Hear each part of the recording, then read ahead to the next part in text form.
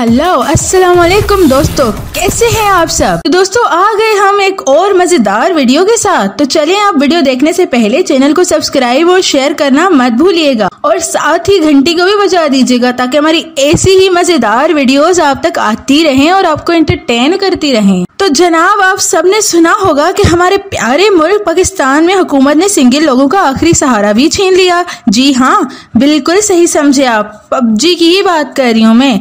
तो जनाब इस पे बहुत सारे रिएक्शंस आने लगे हैं।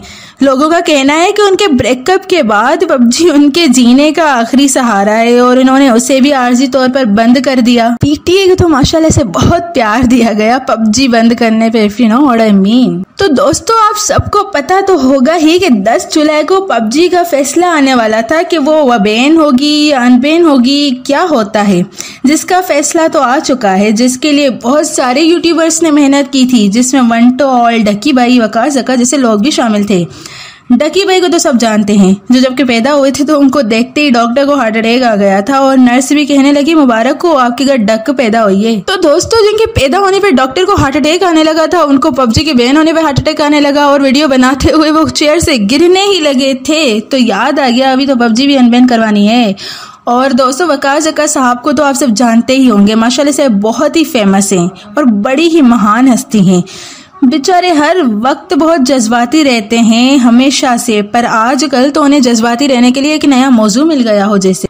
दोस्तों फड़फड़ा तो वो बहुत रहे हैं हमेशा की तरह। अब देखते हैं इस मर्तबा उनके फड़फड़ाने का सही रिजल्ट आता है या हमेशा की तरह फड़फड़ाते ही रहेंगे। तो दोस्तों पबजी बैन होने की वजह क्या है?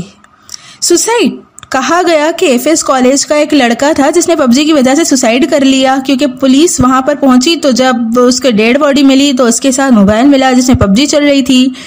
पर उनके घर वालों का कहना है कि पबजी में एक लड़की के साथ उसकी सेटिंग हो गई और अचानक वो लड़की भाग गई। अल्लाह जाने क्या सच्चाई है, मेरे पल्ले तो ये बात नहीं पड़नी कि पबजी की वजह से कोई खुदकुशी कर सकता है। जनाब वालिदैन तो बहुत ही खुश हैं पबजी के बैन होने पर, लेकिन वहीं पे ये जो बच्चे हैं खुद को पबजी लवर कहते रहते हैं, उनको देख के ऐसा लगता है जैसे बेचारों की सालों पुरानी आशिकी वहां छोड़ के चली गई हो इनको। तो जनाब पबजी को खोल दें, वरना ये जो आशिक लोग आई मीन प्लेयर्स लोग हैं हमारे, अगली बार ये टिकले शरीफ या मुच्छड़ जरदारी को ले आएंगे कि वो बेचारे खामोशी से अपनी अपनी जेबें भरने के चक्कर में लगे रहते थे, चाहे मुल्क का बेड़ा गर्क हो जाए, पर इनसे इन लोगों का आखिरी सहारा नहीं छीनते थे।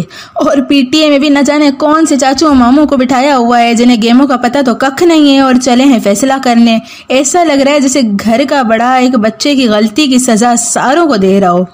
खैर दुआ करें पबजी वाले इनकम रजिस्ट्रेशन करवाएं और खुदा हमारे मुल्क के ठेकेदारों को भी अकल दें और होश के नाखुन दें ताकि वो सही फैसला करें। तब तक के लिए वीपीएन जिंदाबाद। थैंक यू दोस्तों, लाइक करना मत भूलिएगा, दुआ में याद। अल्लाह हाफिज।